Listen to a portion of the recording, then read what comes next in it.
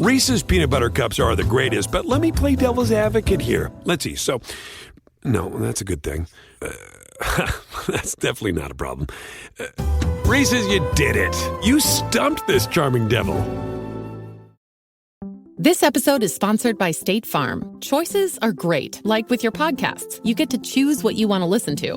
And State Farm believes insurance should work the same way. That's why the State Farm Personal Price Plan helps you get the coverage you want at an affordable price and a policy that helps cover what you value most. Like a good neighbor, State Farm is there. Call or go to statefarm.com today to create your State Farm Personal Price Plan. Prices vary by state. Options selected by customer. Availability and eligibility may vary.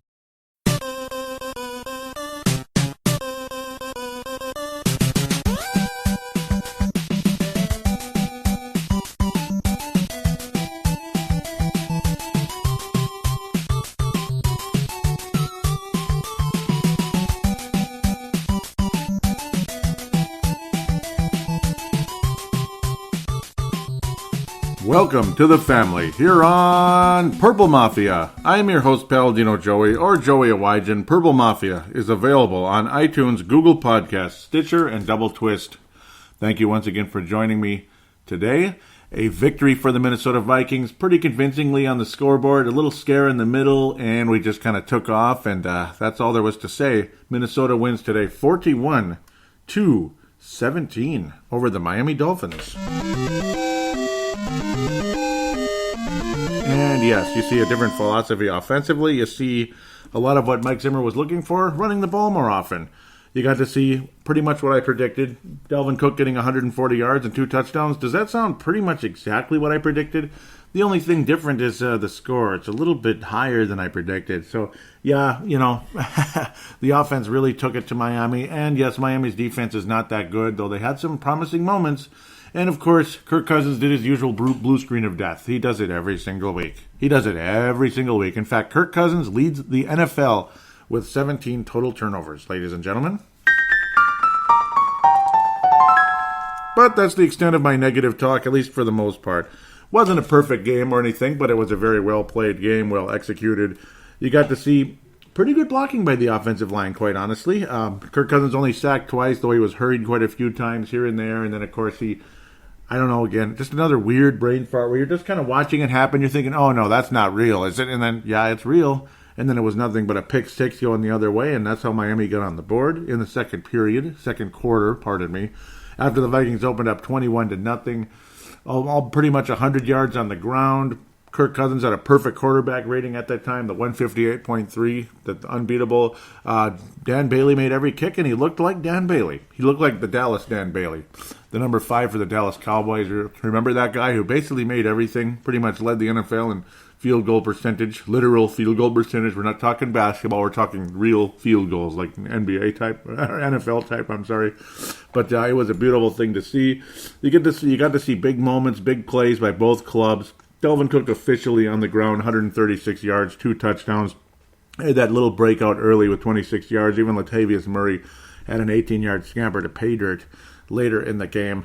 You got to see a balance pretty much of the running backs. You got to see entire series where it was just Latavius. You got to see entire series where it was just Dalvin Cook. Very balanced offense, which is pretty much what I like. I like to see both running backs get utilized because I think Latavius Murray is a good running back, and Dalvin Cook is a possible superstar. That's what gives you hope that the Vikings window will not close all too soon because Dalvin Cook's just in his second year. Latavius Murray, I think, deserves at least somewhat of a raise and to be on the roster next year. Because I think if you let Latavius Murray go via free agency, I think that's a big mistake. I think you're making a huge mistake. I can't imagine Latavius Murray asking the Vikings to break the bank and to deny the Vikings any opportunity of acquiring a right guard. Though, very honestly, I'd probably go via the draft for the right guard than versus free agency. You get to see future Hall of Famer Frank Gore, kind of the 2 yards cloud of dust against this Vikings defense, and then unfortunately an ankle injury. You got to see Kalen Ballage have a barrage, 75 yards to pay dirt, basically to open up the second half. That didn't take long. I mean, it was like, after that little 10-0 run by the Miami Dolphins to kind of sort of get back in the game, they were right back in the game. And it was like, okay, So big change there. Vikings go from a team that could score at will, including the first 3 drives of the game for Minnesota, were pretty much flawless. Again, like I said before, Kirk Cousins was literally perfect. Dan Bailey, well, he didn't make any kicks in the first half other than his extra points. He made all of those too. You didn't see anything funny up in there. You got to see Murray scamper from 18, Cook scamper from 13, making it look easy. Again, you got to see Kirk Cousins after some really good runs by Dalvin Cook to set this thing up. Basically, it was just run, baby. Right side, left side, and very little up the gut, except in short yardage plays. You got to see 2 quarterback sneaks on 3rd and short, which versus 0 in the past under a previous offensive coordinator. So that's where you come out feeling pretty good. You feel pretty good. You finally beat a team that was over 500. Unfortunately for Miami, their chances of making the playoffs have dropped dramatically. This was, their 11th loss on the road in the last 12 games, I believe. So they've really struggled on the road. They're kind of Timberwolves-like, because the Wolves are actually 0-11. So Miami really struggling on the road the last couple of years. So that's another thing to factor in. But hey, you got to win the game first and foremost. At the end of the day, yes, there is a sugar high going on. But at the same time, well, the offense looked better when Pat Shurmur took over too, didn't it? So, I mean, I don't know. Vikings ran the ball almost 50% of the time last year. This year, 33% of the time. That's a big difference under John DeFilippo. But today, it was really something. It was pretty balanced. I mean, that's pretty much... to be quite honest, that is pretty much the word of this offense. Balance. None of this Randy ratio bullcrap. None of this, we have the best quarterback ever, so let's attempt 50 passes. None of this, the running game isn't working on the first 2 plays of the game, so just pass, baby. None of that. No, balance. And, none of this, the running game is working, but we're behind, so we have to pass the entire game anyway, no matter what. Even though you got like a quarter and a half to play, we got to pass the whole time because we're down by 10 points against the Patriots, even though Dalvin Cook was running all over them. No, just keep passing. Stop it. Keep passing. We don't want to burn the clock. You moron, basically is what the approach was from John DeFilippo, I think. And, It just wasn't wise. I mean, the running game was working against the New England Patriots. Today, you play against the Miami Dolphins, who, they're not that bad of a team. I mean, they're well coached. They're good at executing plays here and there. Ryan Tannehill is a very good quarterback, but obviously he looked pretty awful today because the Vikings defense made him look awful. But again, you took care of business against a team whose running game is way down there in the bottom 5th of the league, pretty much. I mean, we're talking in the upper 20s. So just run the flipping ball, and the Vikings ran the flipping ball, and then, Kirk Cousins attempted 21 passes. Unfortunately, one of them was just a complete mind-numbing, idiotic, same old story, blue screen of death. You got everything covered, you're feeling great, and bam, there it went. And Miami got back in the game for a little while, and then the 4th quarter happened, and that was all she wrote, including a pretty good drive that ended up in a field goal, unfortunately, because of just could not get the first down, couldn't complete the passes down the stretch. Sounds familiar from previous weeks. Just could not complete the passes on 3rd down, because it was 3rd and long on some of those, and, you settle for the field goal. But again, Dan Bailey getting the job done, putting the Vikings up by a touchdown at one point, and then ultimately putting the Vikings up by more and more and more. And then things got much and much easier. Dalvin Cook able to run all the way after Miami turned the ball over on downs in their territory because they're desperate. They're trying to get something going, and it didn't work out. 33-17 at the time. And then again, Dalvin Cook was able to scamper 21 yards to pay dirt, making it look easy because that's how he rolls. And it was a beautiful overall game by the offense, including, again, the great play of Kirk Cousins to Aldrick Robinson. That was the play of the game in terms of the passing game. Kirk Cousins, perfect pass. And this is the tease right here. He's capable of making these kind of plays. The kind of plays that make you say, this guy is a hair under the great quarterbacks in the NFL. And then you see the other plays. You see the lack of vision here and there. And that's what separates him. And that's why he's a second-tier quarterback, which is okay as long as you're ahead enough. As long as you balance your bleeping offense, then you got a chance to actually be okay. Just in case there is a blue screen of death, you just might survive it. And the Vikings survived it today because the defense was good enough. You were up by enough points. Defense is ever capable of shutting down anybody on third down, even the best teams in the league. Minnesota, ever capable of doing that, except for the first couple of games in the season. But luckily, that's way back in the past now. But you're able to survive the blue screen of death, and you're able to enjoy the little teases that Kirk Cousins is able to do. These wonderful passes to Aldrick Robinson that happen every now and then. This one, a 40-yard play. And I mean, it was perfect. It doesn't get better. It doesn't get better at all. The fakes, again, as well. The fake handoffs, the option plays that really helped this club down the stretch. And, it helped get Stephon Diggs open for that early touchdown and that opening drive. Of course, Miami was thinking run because that's pretty much what we were doing. And then things went oh so well after that. Again, the pick six happened. Then you had the 75-yard scamper where just players taking bad angles, including, unfortunately, Eric Kendricks took that bad angle on Kalen Ballage. Of course, Frank Gore's replacement in the second half of the game there. And away he went for 75 yards. So that was pretty much the big play that hurt the defense. Other than that, again, 7 points put on the board via Kirk Cousins. Gift wrapped it to the Miami Dolphins. Congratulations there. 10 points officially from the Miami offense at the end of the day. So it is what it is. Wonderful defense. Much better, much more balanced. Did I say balanced today or not? It's like you want to call the title of this episode Cookin' Some Fish or Cookin' Fish because Dalvin Cook was cooking fish today, boy. But it's like, I don't know, I think I'm going to go in that direction. And that's what I was thinking hours ago when Dalvin Cook was running all over this club. But it's like, I swear, that just balanced offense. I mean, it's a beautiful thing. It's a beautiful thing. And that's what can get you...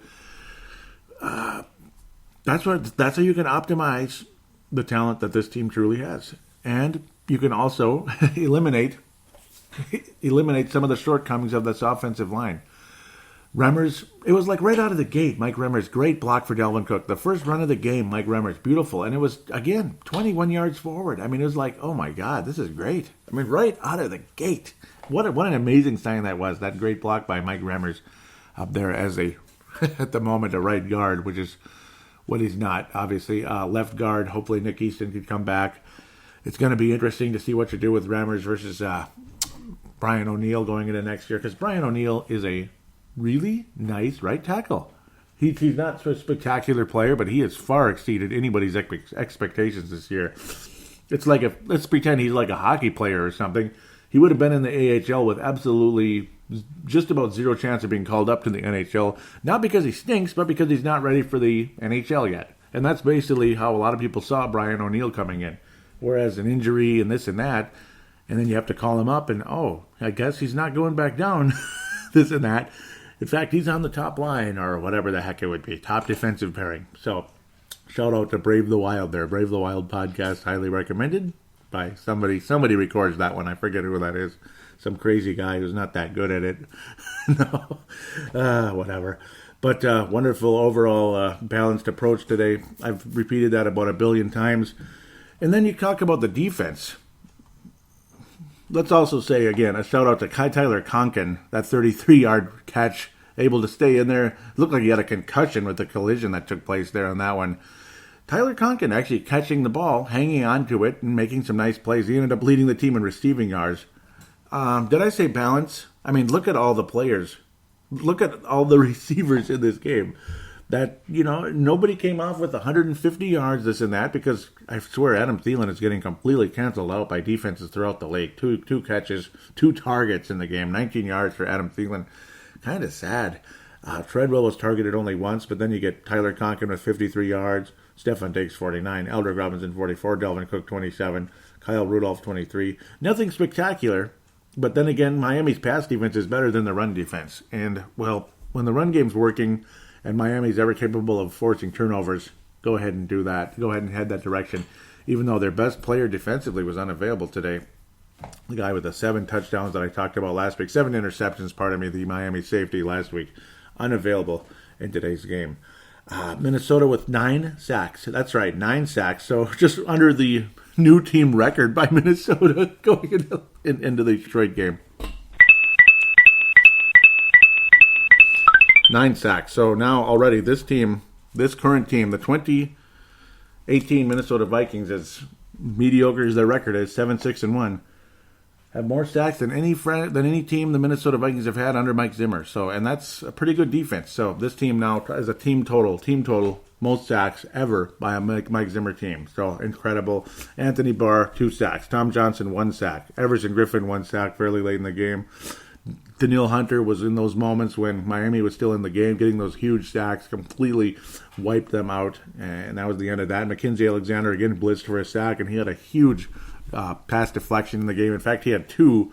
One of them was absolutely humongous. That would have been a game-changing play for Miami. Mackenzie Alexander's getting a lot better. There's no doubt about it.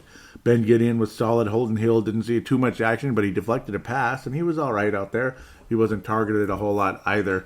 Miami's offense just flat struggled in the game. Anthony Harris almost had an interception that would have negated Miami's one of Miami's field goals in there down the stretch. Miami, well, their only field goal, the only field goal they had, that would have been negated if Anthony Harris could have been about a half second earlier for that interception.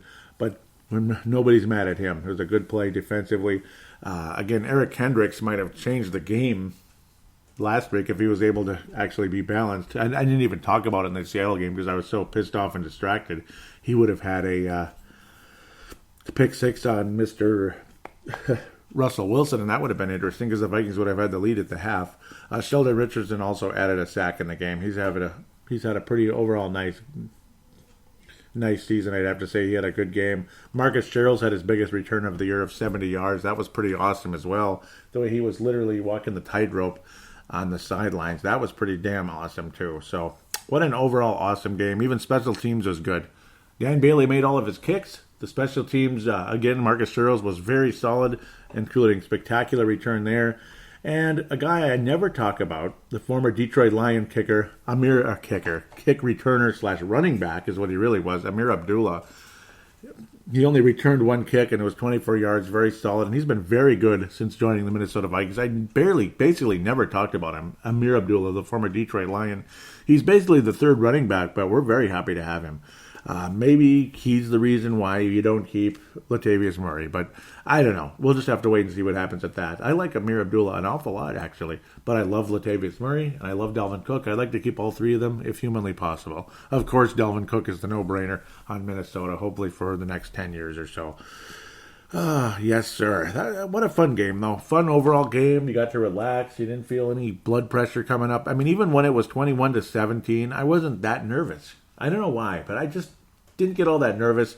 Partially because I kind of like the Dolphins a little bit, if you can tell when you listen to my show. When the tone in my voice when I talk about this team, you don't hear me you don't hear the blood pressure coming up and the hair standing up in the back of my neck like when I talk about Seattle, Pittsburgh, Dallas, and of course the Green Bay Packers, or even Detroit at times. You just don't get that feeling when I talk about the Miami Dolphins. The hair does not stand up on the back of my neck when I talk about them. Even the Dallas Cowboys years ago, boy, very different situation here. The last 2 weeks for Dallas have been very magnificent and put them in position to wrap up their division. In today's game, I'm looking at a score, and some of you know it, some of you don't. There are a couple of shutouts today, but that's a little hint as to what happened to the Dallas Cowboys. Another irritating victory by a team that's competing against us for the playoff hunt. That's not the Cowboys because somebody has to win the division. So even if, again, like I said, even if Dallas is like 6-10 and they win the division, they're in the playoffs. It doesn't matter if we're 10-6 or whatever. They're in, So it is what it is there. Again, just a nice solid victory by Minnesota. The balanced offense.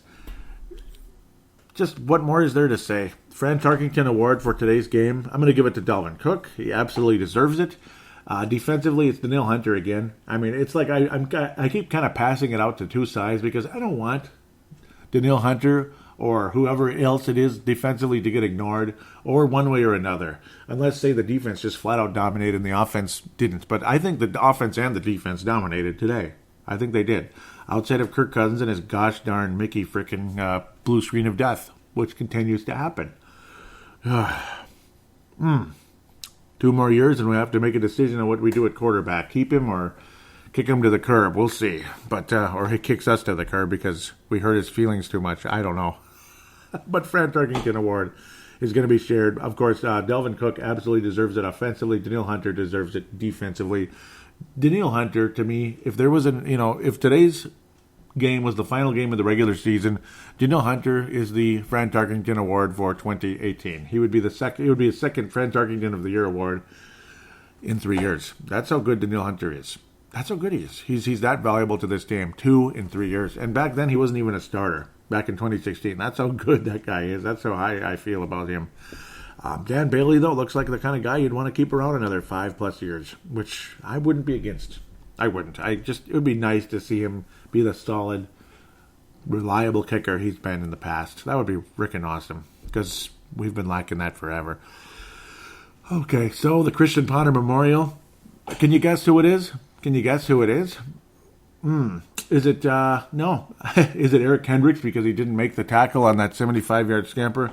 Nah, though I guess it's almost as frustrating as the blue screen of death, but I'm going to give it to the old blue screen of death. That's his nickname, blue screen of death, Kirk Cousins, or as one of my buddies, Jur, at work says, curse Cousins, because it's like he just want to curse when he does those kind of plays.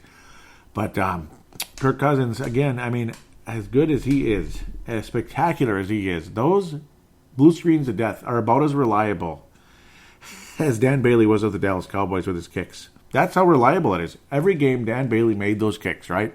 Every game, Kirk Cousins has at least one play that leaves you speechless. And it's literally like, okay, everything's going great, getting this report done, everything is sent, everything is, well, not sent, it's about to get sent, it's ready to go, or I'm just about done recording the podcast here, and bam, blue screen of death.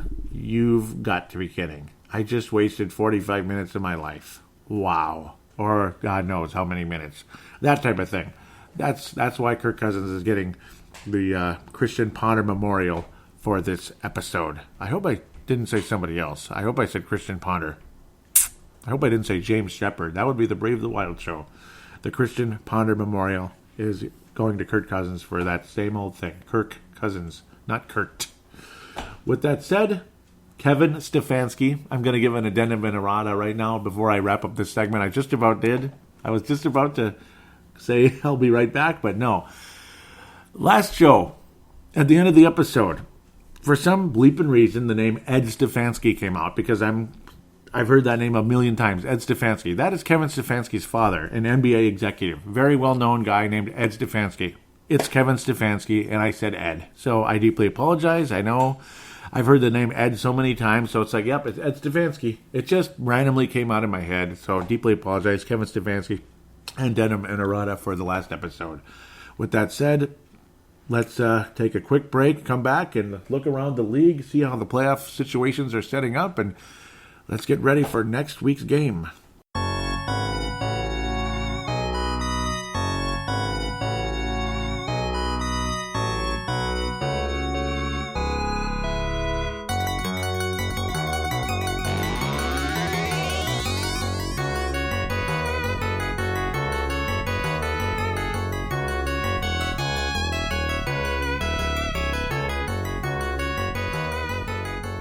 And we are back here on Purple Mafia, segment number 2. Time to look around the league in the NFC North. And, of course, preview the Minnesota Vikings versus Detroit Lions. Another nooner next week, which is great. Gotta love those nooners. And it's just a nice setup for all of us. We got to enjoy this pretty warm, balmy afternoon here in the Twin Cities. It was in the mid-40s this afternoon, if you can believe it.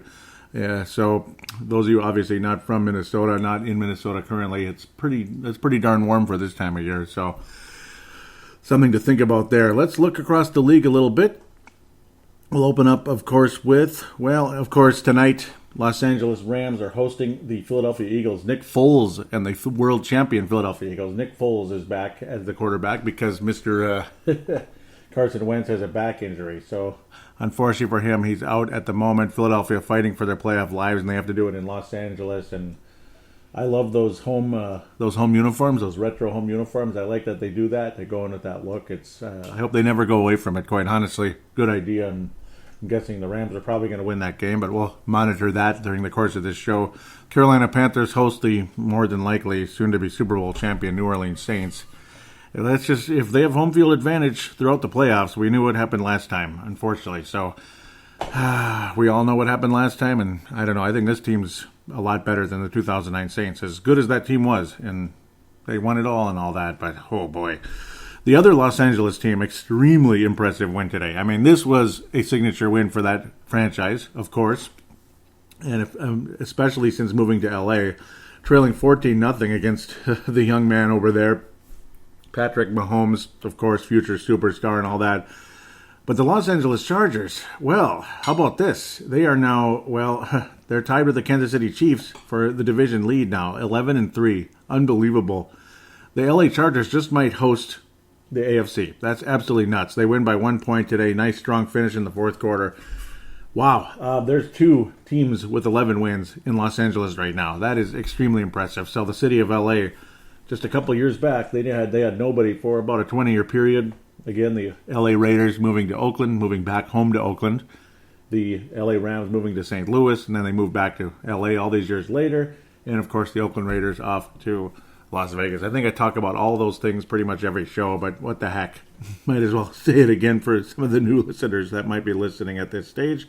Very impressive win, though, for the LA Chargers. This is a road game, and there's something about this Chargers team that's, they just might do it this year. I've got a sneaky feeling. I mean, I think they're going to win the AFC. I mean, they could beat the Patriots. The Patriots lost again today. Clearly, they could beat the Chiefs on the road. So, I mean, I would be shocked. Let's just say I would be flat out shocked if Kansas City beat the Chargers in LA. So I'd be flat out shocked. I'm really beginning to see the LA Chargers winning the AFC this year. It's really impressive what they're doing. Patrick Mahomes had a solid game. Obviously, very high completion percentage. Didn't turn the ball over. Phillip Rivers, solid. He had a couple of turnovers, but his teammates backed him nicely. And, of course, he still wound up getting the job done when it matters most. Justin Jackson, Mike Williams, both receiving touchdowns from him. Not the most spectacular numbers for the receivers and all that. Or at least, well, they're okay. At the end of the day, Mike Williams actually in the 76 yards, 2 touchdowns total. Just overall, very strong performance for him. And, man, I mean, Kansas City, I do feel for them again with some of the off-field drama that has taken place that I don't want to talk about at this stage. That's for all of you political fans out there that can get into that and social justice, all that stuff. I don't like to get into that too much if humanly possible. At least not on this show, right? But the LA Chargers definitely look, I mean, that's my opinion right now. I think the Chargers are going to win the AFC. I really do. It's just a few weeks ago, it's like, oh, they're scrappy. They might do something. Now it's like, I think they really are. I think they really are going to do something.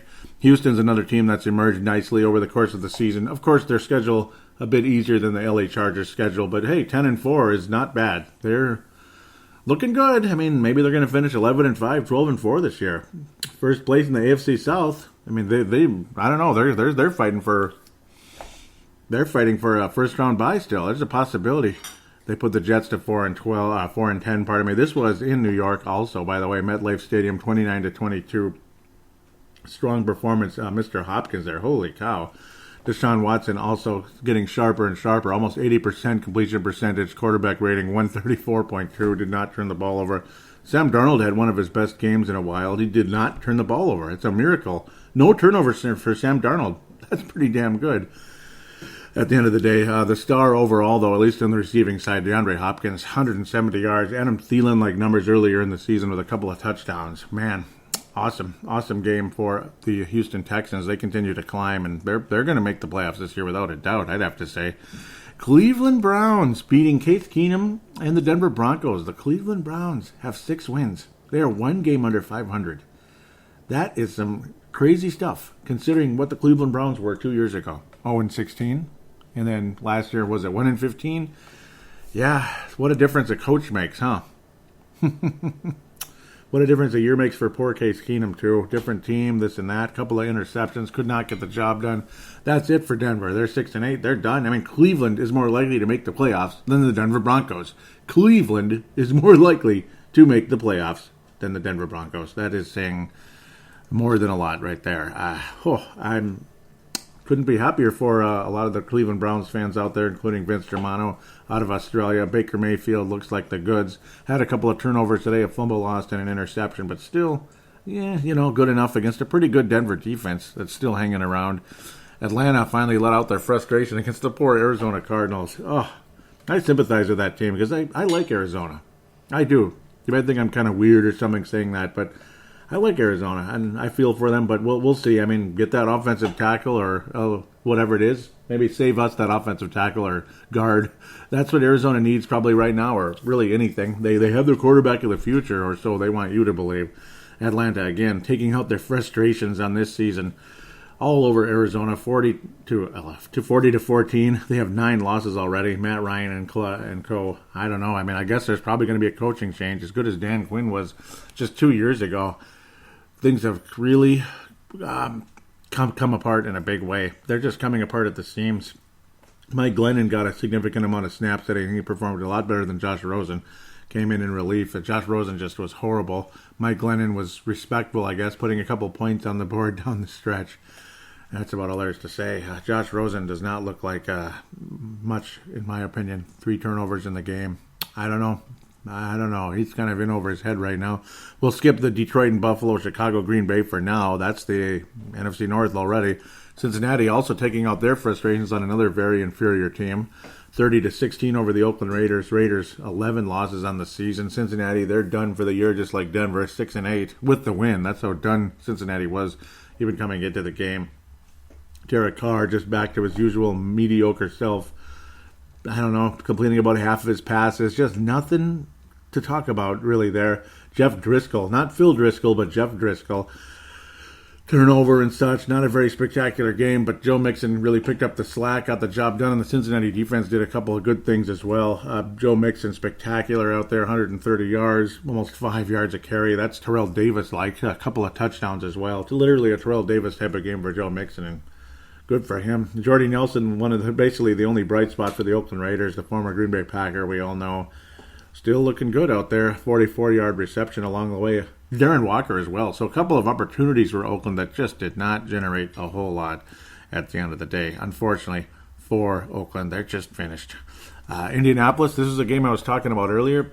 Interesting thoughts here coming in. Dallas lost their 6th game of the season today. And it's interesting to think the Vikings have 6 losses. So Dallas, I mean, just again, like a Daniel Carlson makes his kick, whatever. It would be nice if he's still on the team and having the success he is in Oakland. But Indianapolis won their 8th game today in Lucas Oil Stadium. So it wasn't like it was in Dallas, but they shut out the Cowboys completely, 23-0. What a difference a coach makes. Again, a different coach, a different approach. And the Indianapolis Colts, a team that looked like they were left for dead the last 2 to 3 years, except in U.S. Bank Stadium in 2016 anyway, when they rolled all over the Vikings like we weren't even there. It was ridiculous. I mean, if Zimmer was on the hot seat coming into that game, he would have been fired by Monday morning. I mean, it was that kind of a game. It was that kind of silly bad. But Dallas Cowboys, down they go again. After they had a couple of bright weeks there, surviving that Philadelphia game last week and that pretty spectacular win over the New Orleans Saints, giving them only their 2nd loss of the season. In fact, basically shutting out the New Orleans Saints. Unbelievable performance. And they get run pretty good today by Indianapolis. So, interesting thought there. Indianapolis Colts look pretty damn good, actually. And it's been a while since they've been this good. And Andrew Luck didn't even have that great of a game. Dak Prescott wasn't anything to brag about either. Marlon Mack was the reason. Indianapolis Colts, I mean, they basically did. He did what Dalvin Cook did. Basically just took it to him, run the ball, more than 5 yards a carry. Nothing big and long either. He was just consistent. A couple of touchdowns. Unfortunately, lost a fumble, but it led to nothing for the Dallas Cowboys. That's the end of that. Tennessee over New York, 17-0. There's not a whole lot to really talk about there. I mean, that's just, Tennessee's kind of hanging in there, this and that. New York shut out. So much for Pat Shermer's offense, which looked a little promising for a couple of weeks. They got them up to 5 wins, which is not bad. Tennessee 8-6, so they're very much in the playoff hunt, which unfortunately for the Miami Dolphins, that's a bad game for Miami. Unfortunately, that's a bad thing for the Miami Dolphins. Hopes of making the playoffs with Tennessee winning their 8th game, along with Indianapolis doing the same down the stretch here. Big deal there, definitely. This one's a very big deal. As awful as Jacksonville is, it's like you figure Washington's pretty much left for dead, this and that, and they were trailing Jacksonville the whole game, and then at the last minute, Washington escapes and wins their 7th game of the season. So the Washington Redskins are still alive. They're still hanging in there, And, well, I still think the Vikings would make the playoffs over the Washington Redskins. I mean, I don't have a whole lot of faith in the Washington situation right now. Josh Johnson had a respectable game, but that's about it. Just, a couple of game managers out there, Cody Kessler and Josh Johnson. This must have been a beauty to watch. Adrian Peterson, 51 yards on the ground. A pretty meager effort here at best. About 2.5 yards a carry. Not the best night for him, or afternoon for him anyway. Washington getting their 7th win. And, wow, that's just how it is. I mean, when you play a team as awful as Jacksonville, I guess still a chance. You're telling me there's a chance, right? Baltimore Ravens 20-12. After Tampa Bay took an early lead, Baltimore kind of took over and won their 8th game. Again, adios Miami, unfortunately, barring some type of miracle where there's more Miami miracles to come. Lamar Jackson, the new quarterback of the Baltimore Ravens, at least for now. Another not-so-great game, though. I mean, they're more focused on the run, I'd have to say, in a big way. Very much so, in fact. I mean, we're talking like about 40 carries here. Gus Edwards and Lamar Jackson. And Lamar Jackson, obviously, being more of a runner than a passer so far, and he was spectacular with Louisville Cardinals there. He was spectacular for a long time. I thought he was going to be the number 1 pick in the draft a couple of years ago, and then he wound up being the final pick of the first round, just like Teddy Bridgewater this past spring. 95 yards on the ground, and Gus Edwards, almost 6 yards a carry, got in the end zone once, pretty much owning the Tampa Bay Buccaneers down the stretch. As we like to continue slowly but surely. San Francisco over Seattle. Oh my goodness. Oh my goodness. All that excitement for the... This makes me smile, and I think it makes every Viking fan smile. And also maybe a little bit annoyed, too. Yes, it's a divisional game. Yes, it was a road game for Seattle, but they got beat by San Francisco. They got beat by the 49ers.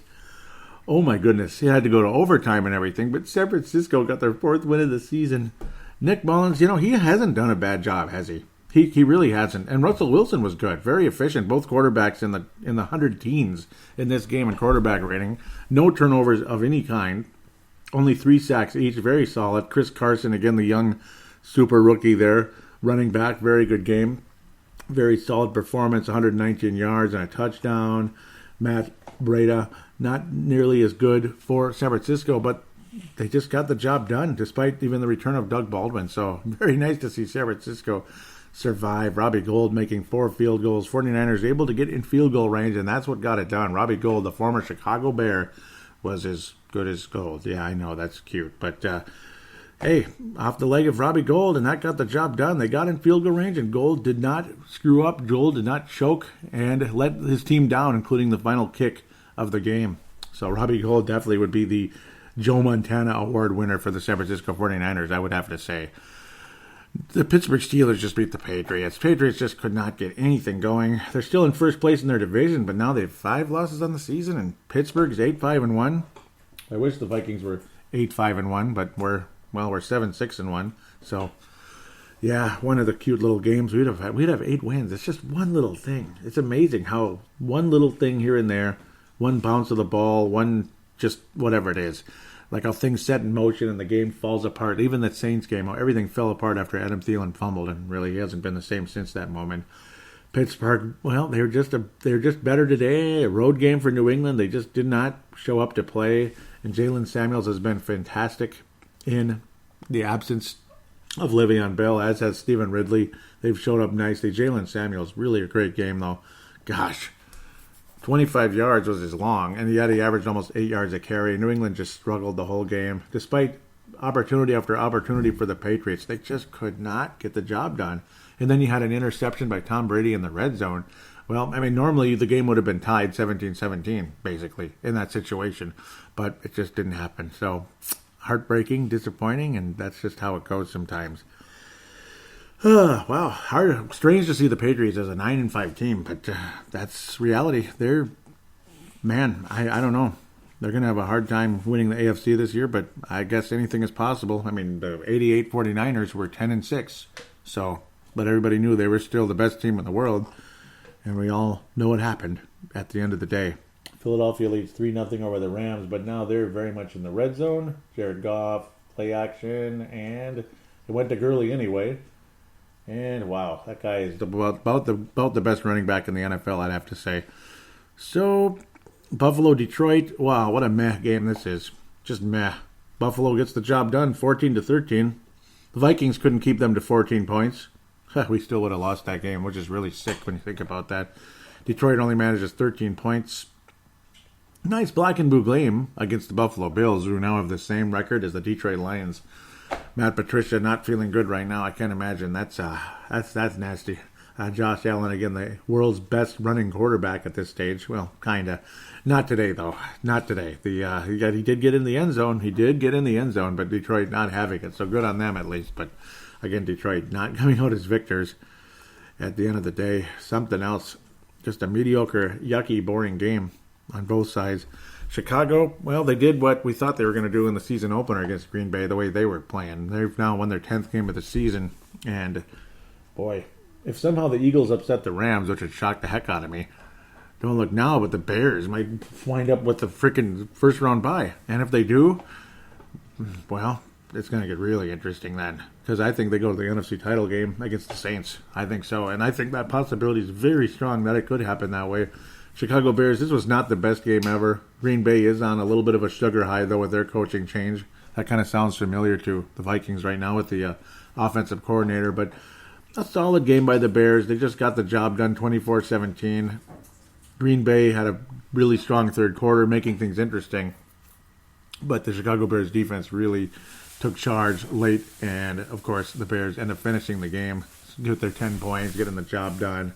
Mitchell Trubisky and all that, and of course getting into field goal range. Well, that's just kind of how it is. I'm still skeptical of Mitchell Trubisky, but this was a pretty solid game for him. In fact, downright awesome. You're going against one of the worst defenses in the NFL, but hey, go out there and get the job done, and Mitchell Trubisky did, or Mitchell, whatever you want to call him. But a nice game. Nonetheless, quarterback rating 120, a couple touchdowns, no turnovers, and only got sacked once. Again, that mobility rearing its ugly head. He's absolutely a dangerous guy when he has a chance to get a step on you. He will get that step, and you will not get the sack. And that's where Mitchell Trubisky's value truly is. Green Bay is a force to be reckoned with at some point later on with a different coach, depending on who they hire. And if it's John DeFilippo, well, it's a kick-ass offense, and, we'll see what happens with that. I don't know. John DeFilippo is not going to be the coach of the Green Bay Packers. He might be the quarterback coach if he's lucky, right? He won't be the offensive coordinator either. I don't think. Poor guy. Oh, it is what it is. But the Bears, first place in the NFC North. There's your NFC North roundup. Green Bay and Chicago meshed together. Look at me going into Detroit first, which was kind of stupid. But I don't know. I just wanted to get that game out of the way because it's boring. Detroit Chicago is definitely the most important team in the division right now for the Vikings and for just in general for NFL fans. The Bears are a Super Bowl team, I think. Honestly, not a Super Bowl championship. They're at least a NFC or let's say a conference final game team. That's what I think the Bears potentially could be here. I would not be surprised if the Bears got that far. Getting past the conference final and into the Super Bowl, no, that's not going to be easy at all.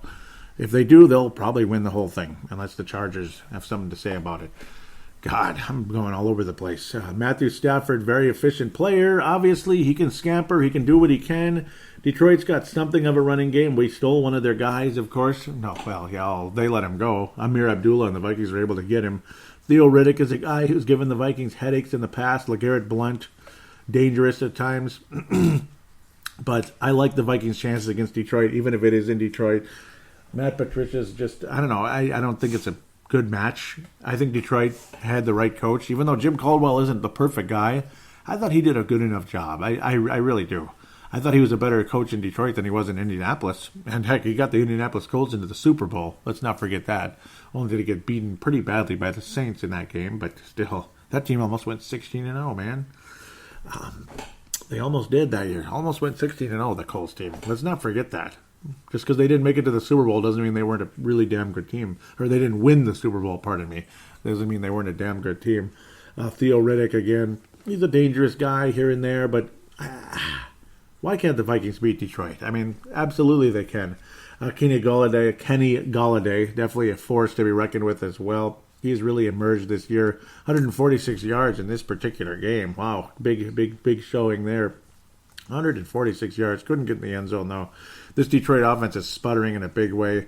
Kenny Galladay right now is right at 100, he's just crossed the 1,000-yard mark with today's game in his 6th touchdown. Huge performance for the Chicago, Illinois native. Just a recent draft pick a couple of years back, just a year and a half ago anyway. Very awesome performance. Absolutely strong. Gotta love what the Detroit Lions bring, right? No, I'm kidding. Not really. But I think the Minnesota Vikings should be able to take care of business. Minnesota Vikings have had a very good road record this year. Let's look at the Vikings in Detroit history. I know it's like we played them a million times and everything. This isn't like those AFC games where it's a little more interesting because you don't play them very often, like the Patriots, like the Dolphins, this and that. This is a team that Minnesota has had tons of success against long term, but generally speaking, not so much until the last year and a half here. Minnesota, again, their last loss at home against Detroit was just last year, remember, and a lot of people will remind you that was the game when Minnesota lost home field advantage throughout the playoffs, ultimately. At the end of the day, that was the one that did it. Like Carolina just added to it, but that was the one that actually truly mathematically did it at the end of the season. That one was the one that was rearing its ugly head, which is really annoying because a 14-7 game, because you couldn't stop a guy in third down, it was just ridiculous. Same old crap as the year before. But then the rest of the season, the Minnesota Vikings stopped everybody on third down and became historically good at it, and we're still number 1 in the league at it this year, despite an awful start to the season. Since then, since last year's October 1st 14-7 loss, God, 7 freaking points against the Lions.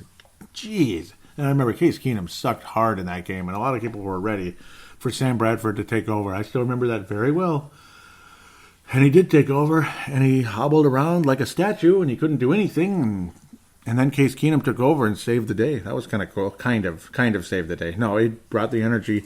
Minnesota won the Thanksgiving game, beating Detroit 30-23. Detroit adding some points at the end of the game. And then a very easy, chill, almost like the Dolphins game today, but not as high scoring. 24-9 win over Matt Patricia's club this year on the 4th. Very easy, chill victory. I think this game is going to be closer. It's going to be low scoring again. 2 defensive-minded coaches, even though, again, Matt Patricia's defense in New England wasn't that great. But sometimes it's the players' fault, too. Sometimes it's a combination of players and coaching. I don't know what to think about Matt Patricia. I think it's his approach.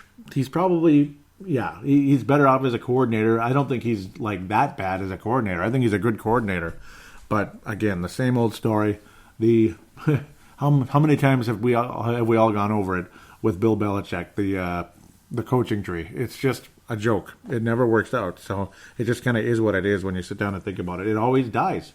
It doesn't sprout and grow roots, just like Mike Holmgren's coaching tree, like Bill Walsh's coaching tree, like Dennis Green's coaching tree. I mean, it's ultimately all that came from Bill Walsh and it passed on. So pretty amazing how that happens. Like Bill Walsh was the Noah, and then Dennis Green and Mike Holmgren were like Hem and Shem or whatever. You get the idea how they passed on all these coaches. Pretty amazing how all these great coaches came from one original coaching staff that sprouted into new coaching staffs and new coaching staffs and new coaching staffs. That Mike Holmgren coaching staff in 1992, when you sit down and look at it for the Green Bay Packers, oh my God, it is the most impressive coaching staff you have ever seen, ever, when you consider what men took over, what those men were, or who those men are, and what they became afterward, anyway, is what I'm trying to say.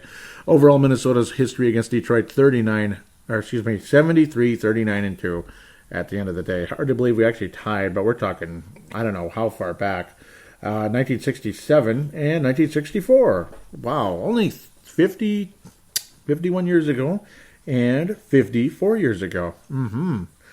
Wow, a year, exactly 1 year to the day after the John F. Kennedy assassination. 11/22/64. Wow, that's interesting. We tied the Detroit Lions 23-23 in Detroit, and then at Minnesota 4 years later on the 12th of November, 10-10. 10-10. Cute. But Minnesota will beat the Detroit Lions. We're going to go with the final score. Nice, solid, balanced offense. I think you're going to see a lot more Dalvin Cook. No injury, damn it. No injury. Well, he survived the Detroit game this year, but no injury. No injury, okay? With Dalvin Cook against Detroit. Minnesota's going to score 24 points in the game. Nice, solid, balanced offense. We're going to score 24 points just like we did against Detroit. And at the end of the day, Detroit is going to find a way at home to get 20 points. I think 24-20. Minnesota will survive the game. And we will get our official 8th win of the season. It took way too long to get it, but we'll get our 8th win of the season. Isn't that great? It took till December, like almost Christmas time, for crying out loud. But it is what it is. It's just kind of how it's going to have to be. Wow. The 23rd. December 23rd. December 23rd, we're going to get our 8th win of the season. Some people might have thought like the first time we played Detroit would have been our 8th win of the season. Like November 4th or something. Maybe even further back. But, well, let's not get too greedy, but something like that. Wow. 8th or 9th win of the year, maybe? No, it just didn't turn out that way, did it? God, that's frustrating. But 24-20, Minnesota's going to continue their balanced offense. The defense is going to be good enough. Detroit's just not, they're just not mentally sound. They're not what they were a couple years ago. Last year, things were kind of falling apart for them, and that's why Jim Caldwell didn't keep his job, unfortunately for him.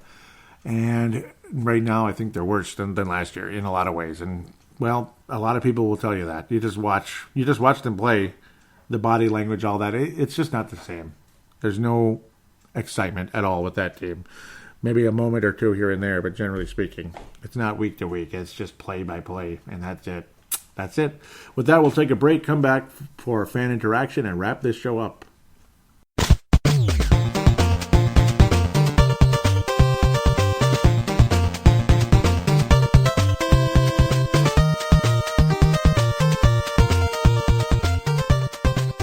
And we are back here on Purple Mafia, fan interaction segment, Twitter, Facebook, all that. So, first and foremost, there were no call-ins to this show, just letting you know, keeping up with that.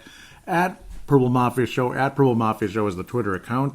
Mad Martin out of Northern Scotland says, I see he's gone, that being John DiFilippo. Wonder what impact that will have in the final 3 games. Guess they roll with Kevin Stefanski. He's worked with a number of OCs now, and yes, he has. He's been here since 2006. That's pretty impressive that he's hung around that long. His 13th season with the club, all the way back, starting with Brad Childress and the kick-ass offense. Mad Martin continues, says, do you put this all on the OC? The O-line has been an issue for years. You can put that on Slick Rick. When you cannot move the ball on the ground, it somewhat limits the play calling. Yeah, I mean, it kind of depends on what the plays are, I suppose. Being creative here and there. And it also depends on what kind of team you're going against. Miami had very questionable rush defense to begin with, so that was definitely favorable on our side. The offensive line looked pretty good today, but again, Miami's defense not really as good as it's been in recent years at the end of the day. Mad Martin says, the O-line is a coach killer. Zim wants balance. But when the O-line cannot protect, cannot open lanes for the running game to function, how can you have balance? Yeah, it's tough, but luckily, amazingly, we did today. So, I mean, I guess it's going to continue to... We're just going to have to wait and see how things turn out in the Chicago game, and if Chicago has anything to play for at the end of the season here, will it just be they're a 3rd seed and they're trying not to get anybody hurt, trying to limit people's playing time in that game, like the Vikings were back in '94 and many other years when we'd wrapped up the 3rd seed, there was no 2nd seed to be had, blah, blah, blah. We don't have to worry about going on the road. We have the 3rd seed wrapped up, situation like that. So we'll just have to wait and see here what the situation is with the Chicago Bears. Mad Martin says, need to restructure Cousins' contract next season and aggressively build up the O-line to protect him. Many elite quarterbacks take pay cuts to help their team competitive. If he wants to win, he'll accept it. We need his cooperation, and I hope so. I'm guessing the odds of that are very, very slim. Just my point of view, but boy, oh boy, if he does, that would be really nice, and he would deserve some props from everybody. And I know you'll be like, oh, how generous. Well, yes, actually, yes, because, I mean, how many people out there, to be honest, how many people, regardless what your pay is, if it's $7 million a year or $70,000 a year or $17,000 a year, just the word pay cut generally sets you in the wrong mindset, and you start heading the other way going, why would I do that, though? This and that. I doubt it. I really doubt it. But, boy, wouldn't that be amazing if it happened? It would really help. It would. Mad Mark continues, says, don't see another way to solve the situation. Sure, you can draft O-line, and yes, they can. And that's the cheapest way to do it, and hope to God they get the right people, like Pat Elflein a couple of years ago. He says, but will they be ready next season? Yeah, Pat Elflein was. O'Neill, surprisingly, was a lot more ready than we thought. Just had enough of some of the same crap. Need an O-line guru to coach them. Yeah, boy, it's a tough situation. It really is. Mad Martin on today's game says, great podcast last week. Agree with everything. So first drive and a TD. Where the hell has that been? Anyone care to explain how a team can be so bad one week and red hot the next? Cannot just be the OC. It's the team you're playing against, for one. Even though Miami have just beaten the Patriots, which is extremely impressive. But I don't know. I mean, Miami's defense, not that good. It was a lot of things. Apparently that OC was the kind of guy who didn't really listen to other people's opinions, didn't really want to hear suggestions. He just kind of had his plan, and that's what it was, and he thought that was going to get him a head coaching gig one day. And, well, it didn't work out. That's what talk is out there.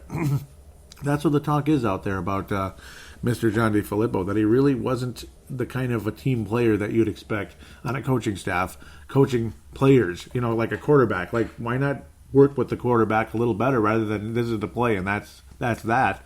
So basically the communication between John DeFilippo and Kirk Cousins, apparently not what you'd expect between an offensive coordinator and a quarterback, particularly a quarterback you would hope is a franchise quarterback. So extremely disappointing when you sit down and think about that. Mad Martin wraps up this segment saying, this section saying, we are past the scripted plays. Now we see what this new OC got. And yeah, it's pretty amazing. He ended up being a pretty solid player for us. Pretty solid player, pretty solid coordinator for us, pretty solid game plan and balanced. And I'm impressed so far. Now let's see him do it against better teams.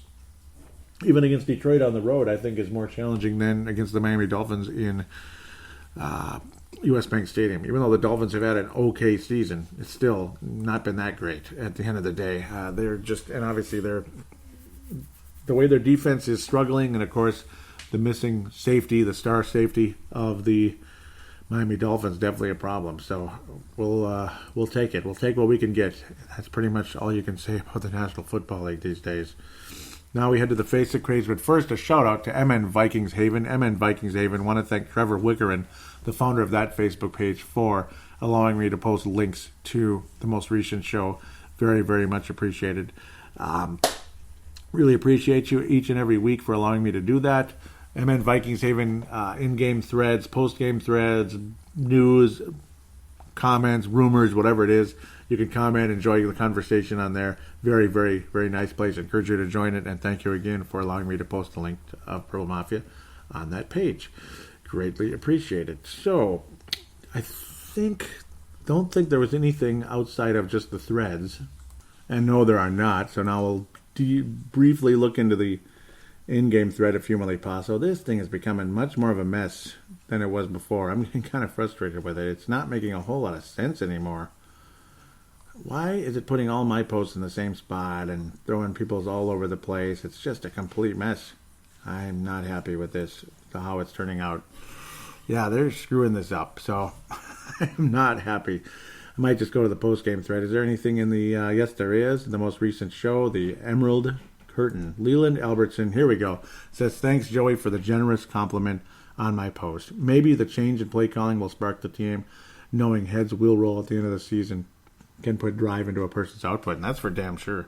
That's for damn sure, because people absolutely could get fired this year. Certain people, certain members. I don't know what happened to the in-game thread. I don't know why it's doing that. It's just, I'm getting tired of this. I was noticing it all day. Pretty ridiculous. So we'll get to the post-game thread for now and kind of move from there. It's not even showing him. This is irritating. Okay, Brett McCarthy out of South Dakota says, see what happens when you run the ball in Zimmer? We trust. Leland out of Iowa says, much, much better. Nice game calling. Eric Mustard says, a bit shaky after the start of the second half, but the defense was hitting on all cylinders. And Eric Mustard is in rural Minnesota, if I remember correctly, hitting on all cylinders, which was enough for the offense to collect themselves. Now, if the O can be consistent, not necessarily great, just consistent through all aspects of the game, we might have a chance in the playoffs. And okay, it's not all over yet. It definitely isn't.